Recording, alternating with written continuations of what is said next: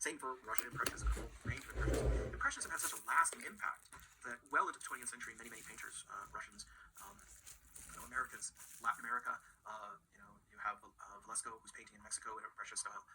It just has such a lasting impact that it expands everywhere. It's almost like the French Impressionists, like a drop in the water, and the ripples just continue outward. What's funny is the drop is over very quickly. It's like gone. 12 years, Impressionism is kind of old hat in France, but it just echoes forever. And it really was especially impactful on America. This wasn't, unlike in France, where Impressionism was the avant-garde, this wasn't the avant-garde. This was kind of a reaction to it, but it's beautiful stuff, so let's take a look at it. America thought it's important to say was right there with the French Impressionists at the time that the movement took off. And she had contacts, of course, it's through her, we kind of have this first step into it. It's also important to know that Whistler was there as well. Whistler is more of a realist painter and a kind of experimental painter, but he was there, he was active in London. There's a lot of American painters going to Paris and going to London for their training, and it's these contacts that bring Impressionism back. And so we have a number of painters from William Merritt Chase, Charles Haslam, Edmund Tarbell, Twachtman, they create these beautiful airy scenes. Again, the scenes are going to be very much like Impressionism was in France. That is, it's going to concentrate on interior scenes, scenes that were everyday life. It elevates ordinary scenes of genre, everyday life, also exterior scenes. You can see the beautiful quick brushwork. But of course, notice the dates here. We're well past the time when Impressionism had become passé in France. But America had discovered something new. So the same thing when you look at Chase's works. This is clearly pulling on the inspiration of Monet. Or you can look at Haslam's works, which are clearly pulling on a rainy day in Rainy Street in Paris from Caillebotte. So you know that they're pulling from this. But still, beautiful stuff. And it shows, I think, how fully Impressionism had penetrated into the artist's toolkit. That Impressionism was in the 1870s and 1880s. You have these made-up critics like Monsieur Vincent, who was made up by the very famous French critic Leroy, who is his alter ego, saying, these people are painting through dirty glasses, or it's just an impression, and it's wallpaper in its most embryonic form, has more reality than this. But by the time we get none of that is around anymore. Impressionism, everybody realizes, this is the goods, this is the stuff. This is how you can create vitality in paintings. And so I think it's important to look at these because it shows just how deeply these techniques revolutionize things. Haslam's works are universally beloved. In fact, this painting after 9/11, I believe it's this painting. He painted a lot of Americana. Maybe it's not this painting. See, now I have doubt in my mind. If I was in a lecture in front of you, I wouldn't have doubt. But I believe it was this painting that after 9/11, George Bush, this painting was in the collection of the National Gallery, and it was moved into the White House. So every aspect of this. Tarbell is another one of these that, beautiful stuff. Look at this woman in her dress. These are Renoir's brushstrokes. He's just absolutely stealing everything he knows from Renoir. And a little bit from Degas. But again, I love these scenes, and it's beautiful. American Impressionists are just absolutely superb. But late to the game by, in some cases, 20, 30 years. And again, by that point, none of this could be regarded as avant-garde. But let's talk about what the avant-garde is. There is an avant-garde that pops up that at the time that post-impressionism is getting more and more experimental. We have the arrival of a group of characters, and boy are they a group of characters, that we call collectively the Ashcan School. And they're mostly gathered in around John Sloane's studio. John Sloane has got a studio, and he's got several students that he's teaching. Most of these people came out of the Pennsylvania Academy of Art, so these are Thomas Eakins students. So a lot of these people were taught in Thomas Eakins' style. And they're going to be centered mostly in Philadelphia and New York. And in this early turning point of the 20th century, America's a real turning point. Because beginning of the early 20th century, everyone realized that America had become a real world power. That, while we didn't have the grand, kind of imperial navies that Europe did, we certainly had imperial aspirations. Teddy Roosevelt, who we just talked about, took the Great White Fleet on a trip. He took the entire American Navy, and he took it on a tour of the world. Teddy Roosevelt, of course, was the guy who was his favorite African proverb was "Speak softly and carry a big stick."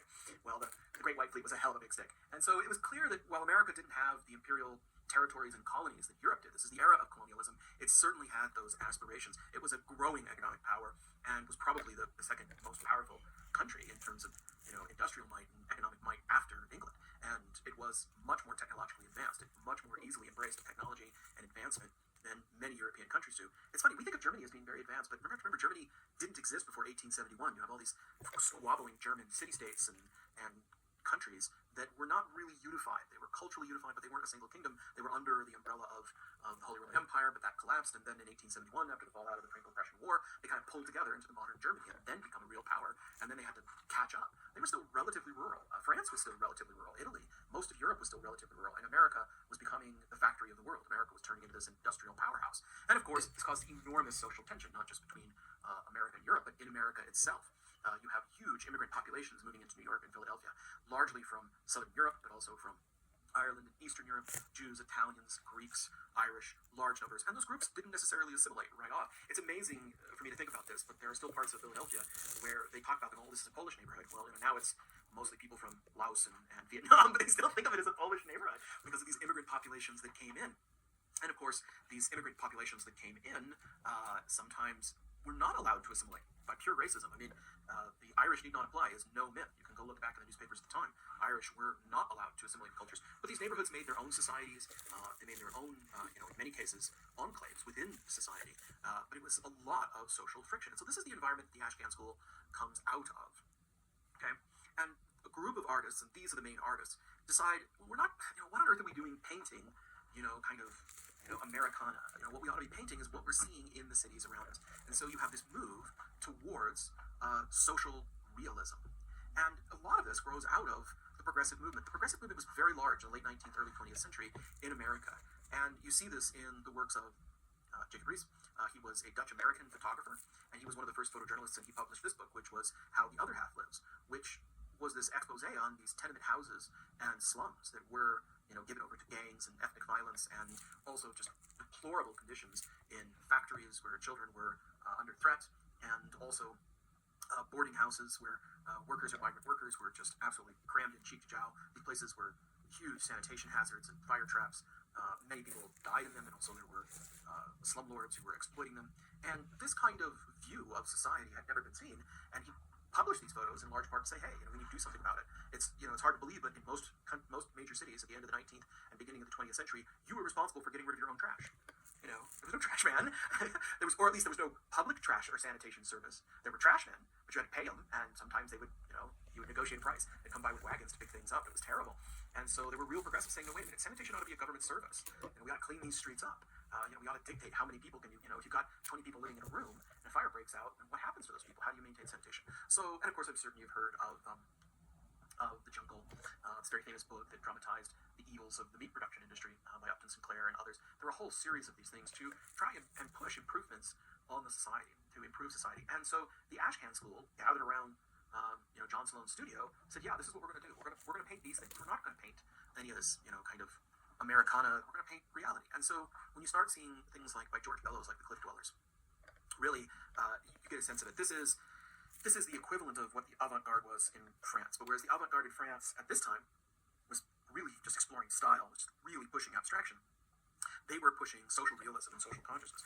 So you can see, again, the laundry hanging up, the smoke, the crowded streets. One of the things that's so amazing is the vast variety of peoples, of all colors and backgrounds mixing together. There's a strong emphasis on this. And so again, American realism is going to be different. I mean, this was obviously trying to create consciousness, but at the same time, there's a spark of optimism. There's always a spark of optimism in American art, at least maybe seeing it later in the 20th century, about the American character. And so these paintings tend to depict this as squalid and difficult, but also as dynamic and diverse. You can see that especially in this painting by George Bellows. The title of this painting is Both Members of This Club. So you have two men boxing, and one of them is clearly African-American, and the other one is European. And, boxing clubs and boxing matches were incredibly popular form of entertainment and diversion at the time. And it was amazing that in these cities were some of the first true experiments with integration. And they integrated themselves. This is long before Jim Crow, that people got rid of Jim Crow. This is long before the Civil Rights Movement. And what you found is that in these sports clubs, boxers are tough guys. They want to box. And they want to know that, well, they're the best. That's what they want. They want to know that, they kick ass and take names. If you'll forgive the language. And it doesn't matter what race you are. If you're the baddest dude in the club, I want to beat you. I want to prove I'm worthy. And so it was one of these strange places where the meritocracy of the brutality of the boxing match actually came before race. And so you started seeing integration in these boxing matches, and there were integration in the crowds. Notice that we have several people, black and white, mingled together, and none of them seem to be in stress with each other. They're all concentrating on the fight. So and notice the painting, how absolutely visceral it is. I love these hash marks on this is where your serratus anterior muscles are, is right here. These quick brush marks to indicate the striations in the muscle, the blood and the quick brushwork. This is visceral. It's as visceral as the boxing match itself. It's just incredible. And so they brought this incredible vitality to the figures. They brought this incredible power to the figures as well. And you can see it again in scenes like this. This is George Luke's, this kind of street scene. Gorgeous stuff. Again, you see all of the impact of Impressionism back here, but you also see this wonderful kind of visceral mixing of cultures and individuals. Here's one of John Sloan's work. This is McSorley's bar. Again, showing life as it really is. You can almost imagine the conversation that these two people are having. Our, debates have gone the way of the dodo now. There's a debate about something, just pull out your phone and fix it on Google. But bars were places you would have debates about things and get a beer and hang out. They became real centers of American life. I guess there still are in some places. So, wonderful stuff. And of course, again, how minimal the brushstroke is, how vibrant this is.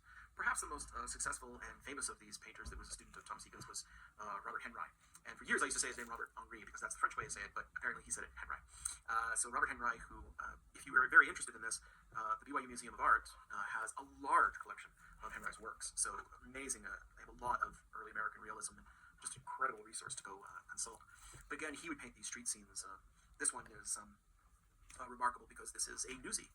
Okay, are there any fans of the musical out there? It still blows my mind to think that's one of Christian Bale's first movies. Now imagine Newsies, but Christian Bale doing his Batman voice.